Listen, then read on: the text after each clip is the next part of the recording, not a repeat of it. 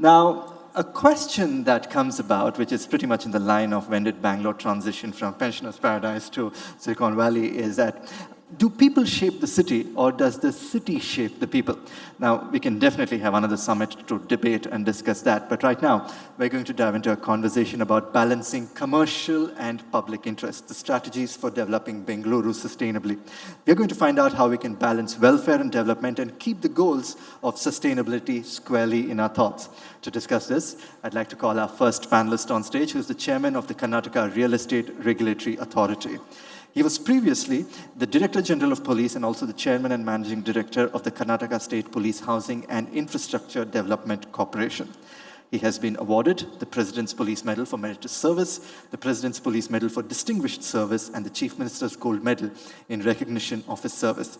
Please join me in welcoming on stage H.C. Kishore Chandra.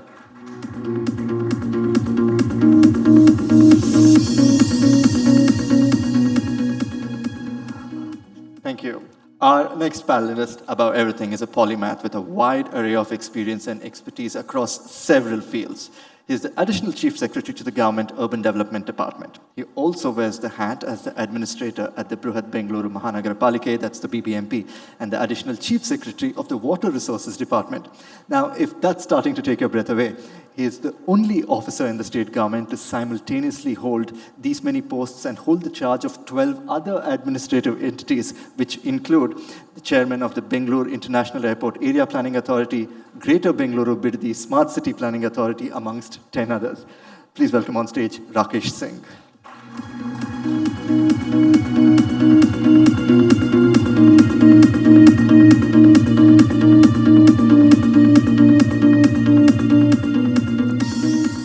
Our next panelist is the CEO of the Provident Housing Limited. Now, he's achieved remarkable success throughout his career in profitable real estate development, startups, business scaling, PE fundraising, and real estate asset investment and management. Now, his expertise lies in profitably scaling startups across the APAC and North America geographies. Now, his commitment to sustainability is a hallmark of his leadership, and he actively champions environmentally conscious measures in all projects. Please welcome on stage Mallanna Sasalu.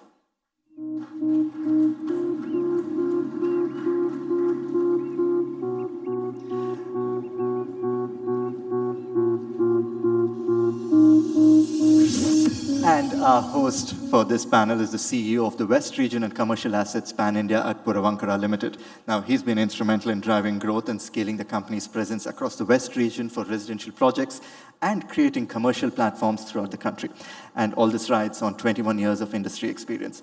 Rajat Rastogi for all of us. Rajat, over to you. Thank you. Thank you so much. Good afternoon, ladies and gentlemen. The topic for our discussion today is very, very relevant. I believe we had an enriching experience in the previous session. Balancing commercial and public interest strategies for sustainably growing Bangalore.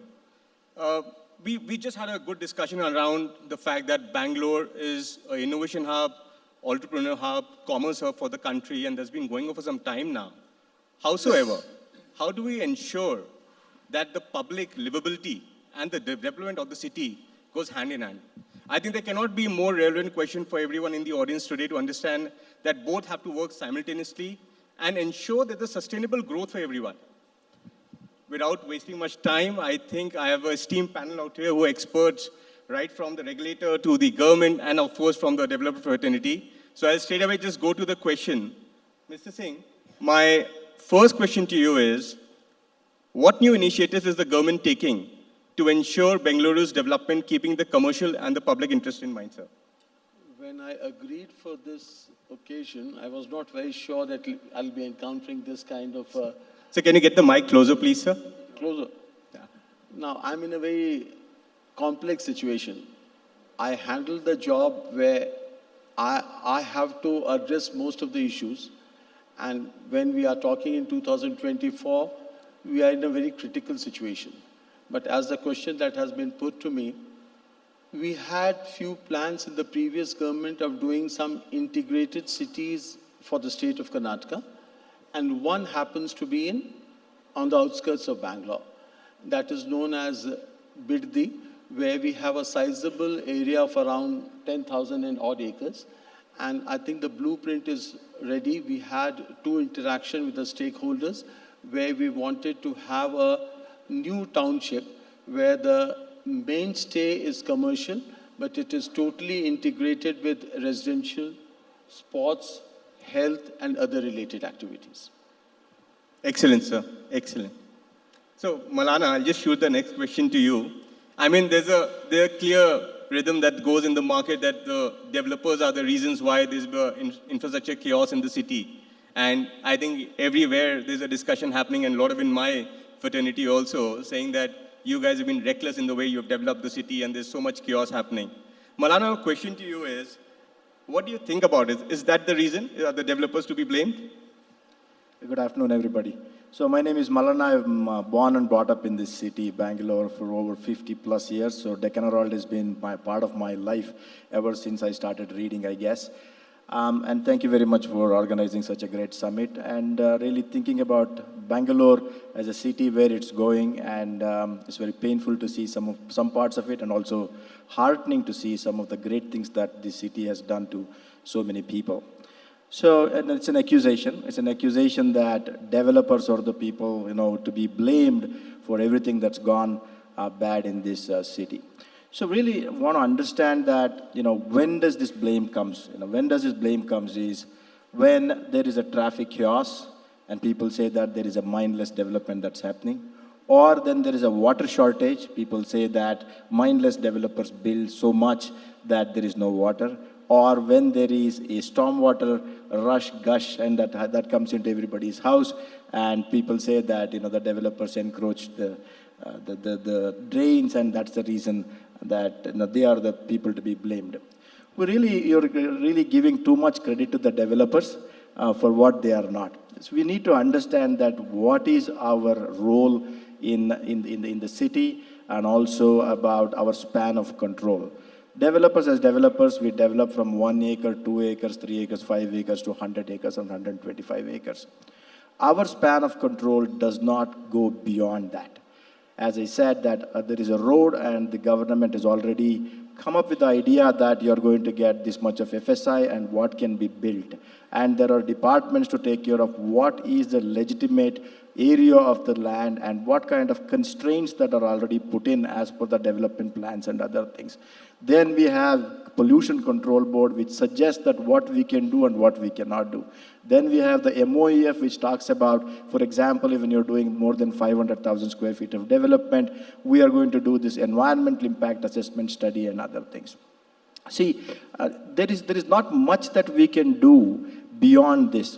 I think the question here is that it is not about blaming the authorities or the rule makers or the bylaw makers as to it should have been done better or whatever. It's about, I think, working together.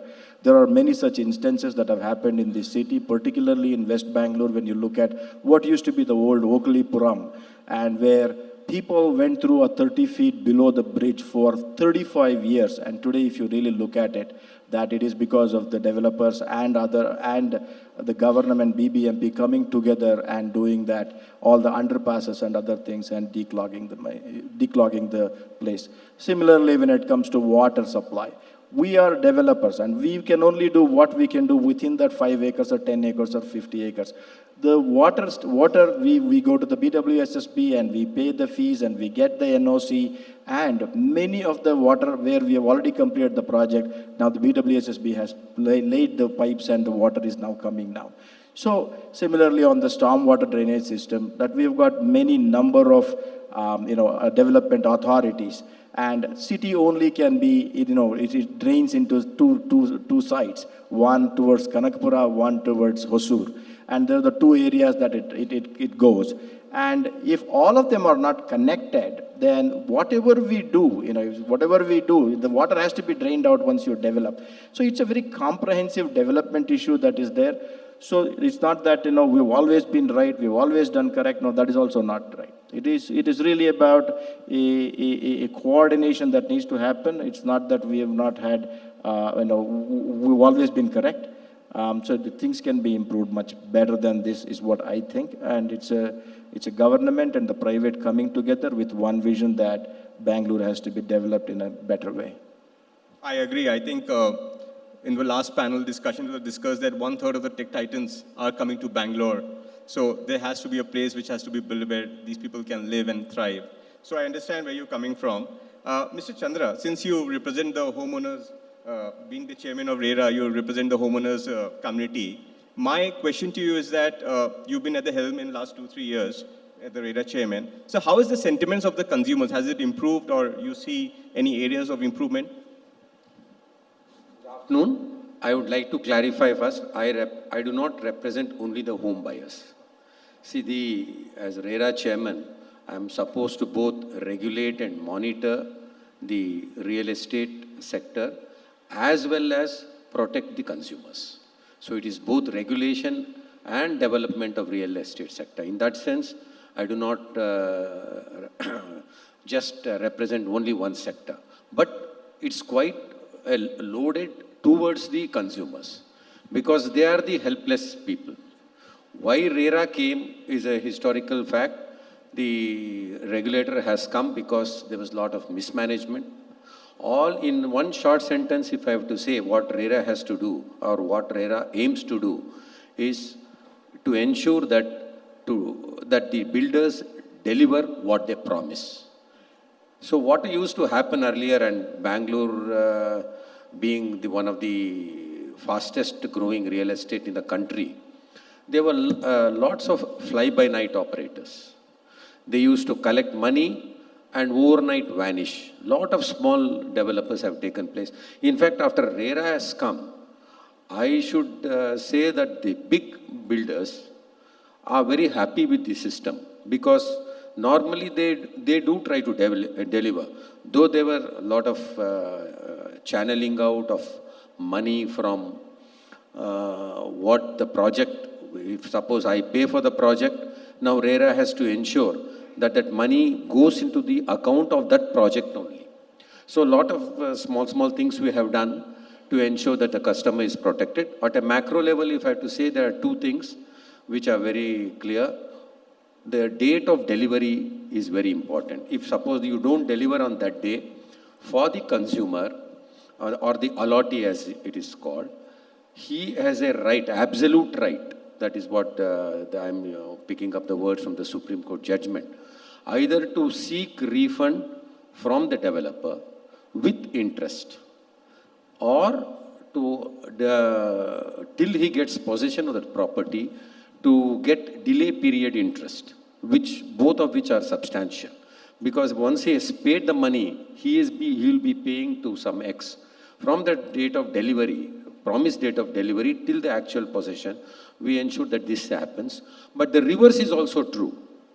There have been occasions where the allottees, after they register, they do not come forward paying them the full money or do not take possession because they are more investor-like than actual taking possession. In such cases also, we also pass orders in favor of the developers to ensure that they do it, or we pass directions that the registration of the agreement of sale be cancelled. So we work both ways. Thank you.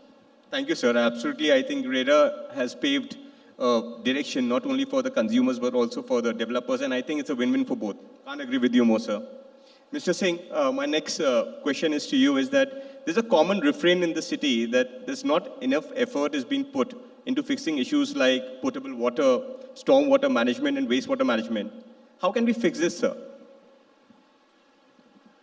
It's again, as I said, in the last 2.5 decades, the population growth of Bangalore has been so high, so the demands have equally been very, very high.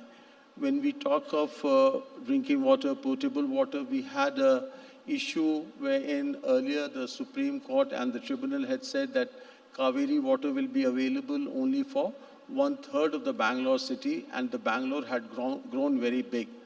Somehow, with great efforts and with support from everybody, the quantum of water that will be available for Bangalore through Kaveri has increased substantially. The groundwater also was not very much available, and last year the rains have been bad. So yes, what you say that we are facing a problem, but we are addressing it.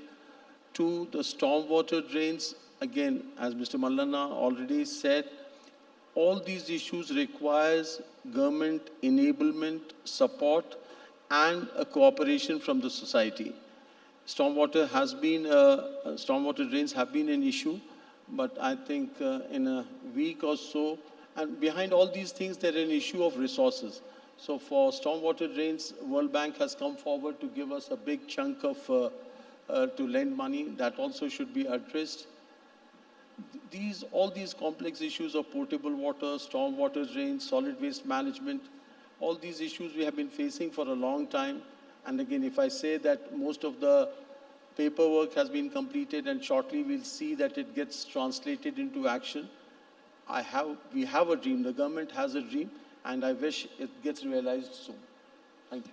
Excellent. I think World Bank coming together and helping us in this initiative, I think nothing can be better than that. But as I say, I think, Mallanna, my question to you is that I think it's not only the government, I think the developer fraternity also has to come and put a step forward in this.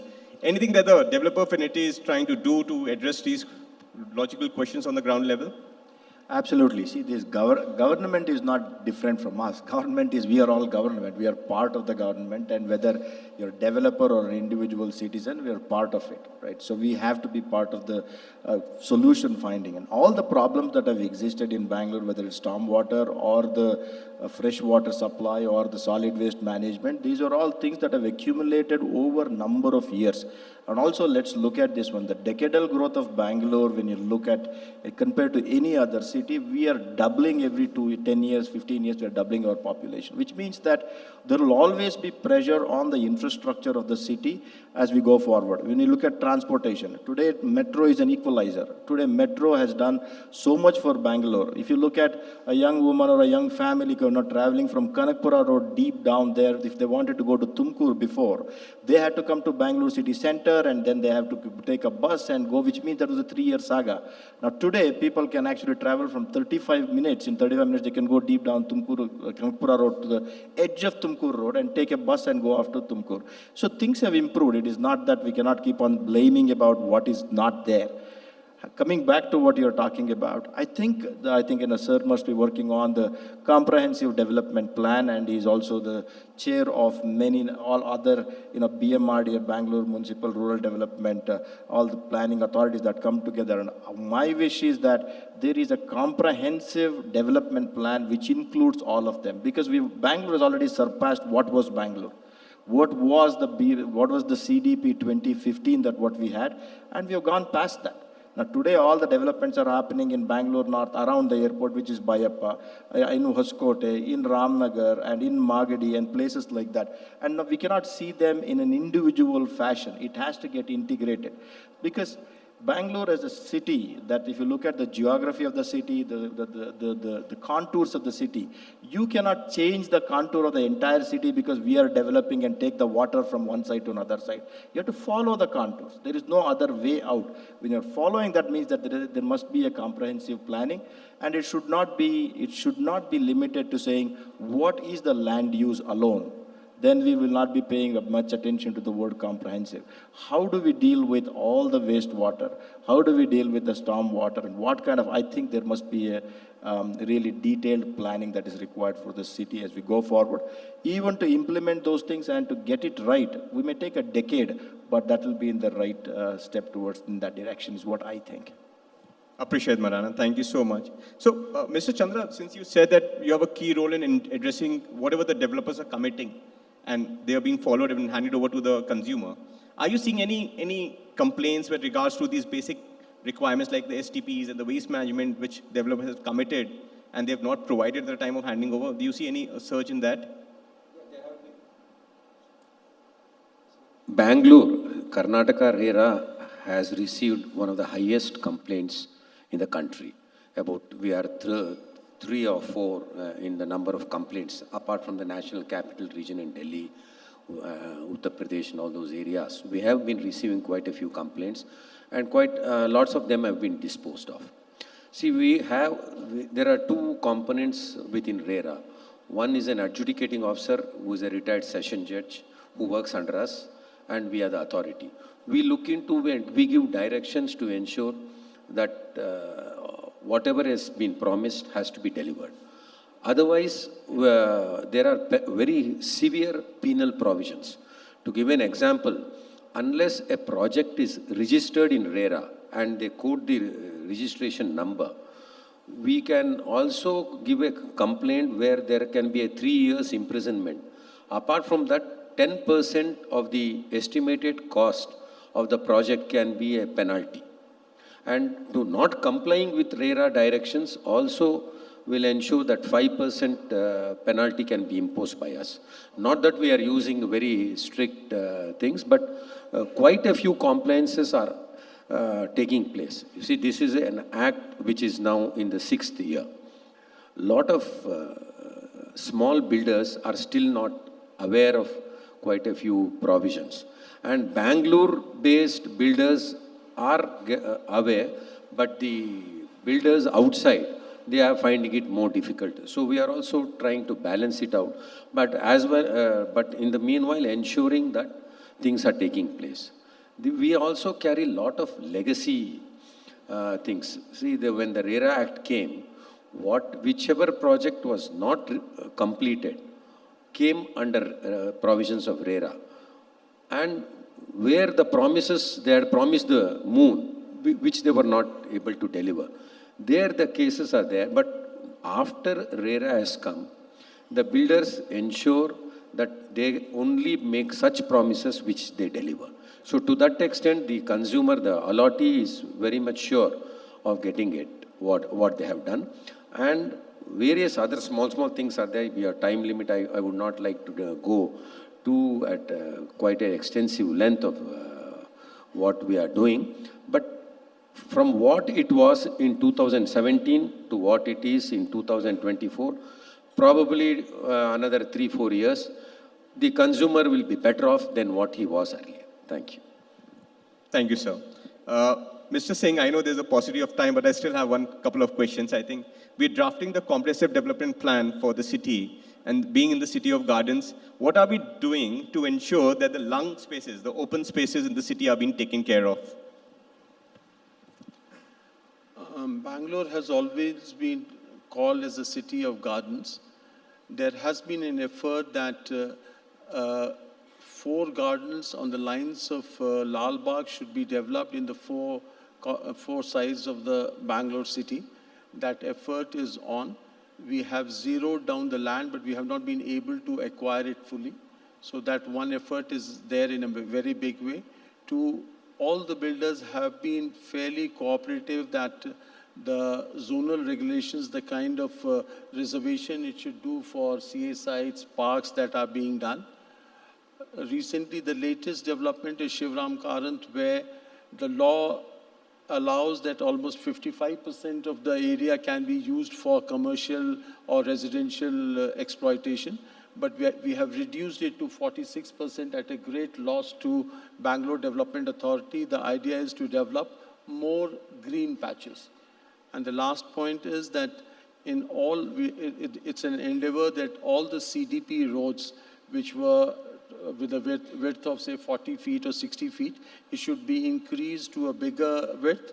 And for that, you must have read in the newspapers that the TDR policy and the premium FAR policy has just been approved 2 days back. It will be coming in the next session, so which will allow a larger open spaces for the citizens of Bangalore. Excellent, sir. I think that's what we all need in Bangalore, open spaces. Mr. Chandra, my question is that since you said that the RERA has been in existence in the last 6 years, and I think we have a fair bit of understanding what RERA, is there anything that you're trying to improvise, any new enactments coming in RERA? Is anything in plan for the future in the RERA Act? Central Act. There is nothing much. The government of India is also not considering any amendments in the near future. But through various court judgments, the RERA is being empowered more and more. And we are in touch with government to supplement what he says. See, earlier there were quite a few instances on encroachment of what has been relinquished by the builders. Now anybody can complain to us. And before the occupancy certificate and such things come, all these things would be in order before it is handed over to the association. So such things have been taken care of by RERA. So amendments are not needed except some coordination. One example of coordination, if I were to say, is we pass a lot of orders. But the execution of various orders where recovery of money is involved is by the Deputy Commissioner of the district, where the response has not been that very encouraging. So we have been in touch through Lok Adalats and all. We have settled almost, the Karnataka RERA has settled almost 1,000 cases through Lok Adalat, whereas the next probably RERA which has done is not exceeded 50. We have been taken a proactive approach to ensure that things are sorted out in a harmonious atmosphere. Just to add to what Chairman said, right? There is always, maybe it's a conception that the developer is on the wrong side. So there is an agreement that is entered into with the customer, right? In that it's very well laid out as what are customers' obligation and what is the developer's obligation. Many number of times there is always confusion on the part of the customer as well. In this Lok Adalat, what Sir was talking about, it's really done wonderfully well for us because across the table then it is settled. And the RERA authorities will say that this is the compensation that needs to be given for this. It's just across the table that happens, and also the customers have been told where their misunderstanding has been there, and they've been warned about the things and sent back, and it's worked wonderfully well for us so far and for the industry. So Mallanna, any suggestions from you where you want some changes in the RERA? Anything that you think can be implemented? No, I think it is a boon to our industry. There's no two words about it. And so there is one particular thing that in the recent past that has come out, that the monies that are collected for the particular project should be used for that project only. And that's a very good thing because that was the one which created all the angst among the people. The monies were diverted and the projects were not completed and NPAs happened and the poor customer was put into hardship. At the same time, there is a little bit of pragmatism is required. For example, as Puravankara, that maybe the 900 to 1,000 crore rupees of monies are stuck in different projects where we have surplus money which we cannot take out because the project would have done extremely well, etc., etc. And maybe there should be some dialogue at some point of time to see how do we protect the customers. At the same time, money is put into good use and the circulation of the money is faster. And that would be my discussion or my request to RERA. And I understand that it is a central regulation and other things. Maybe at a different forum and different level, maybe that needs to be discussed. Absolutely. Thank you so much. I think I have the timer in front of me. We're actually now short of time. So, before we wrap up, there's some questions from the audience. And please say your name before you ask the question and if there's a targeted to any particular person. In Bangalore, I am told more than 300 slums are there. How do we balance the development slums and the rest? Balancing. Mr. Singh, you would like to answer this point? There has been a continuous effort that these slums should be redeveloped. We had a great interaction with Maharashtra government. And again, as I said, the understanding has been complete that in these slums, part of the area will be used for commercial exploitation and the remaining part will be converted into multi-storied buildings where the same slum dwellers will be allotted flats at almost no cost. Just to add to what Sir said, I think the slums, handling of the slums is a major problem in every major city in India and in other countries also.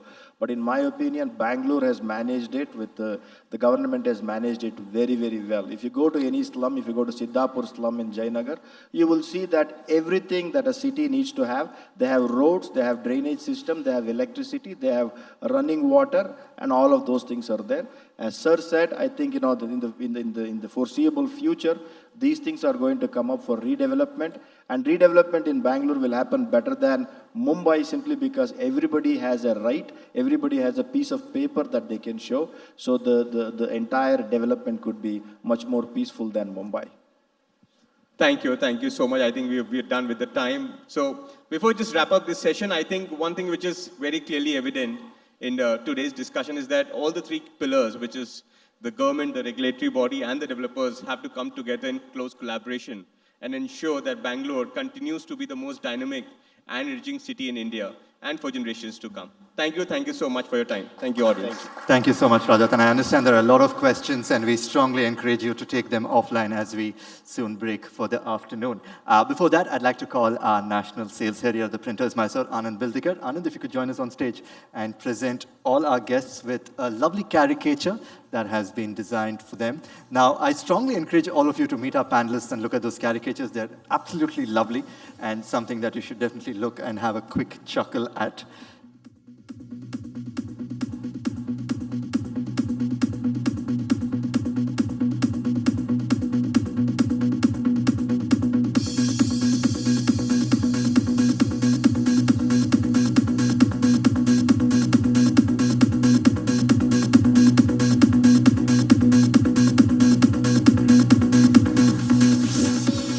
We'd like to thank Puravankara for helping us curate this panel discussion, so thank you very much.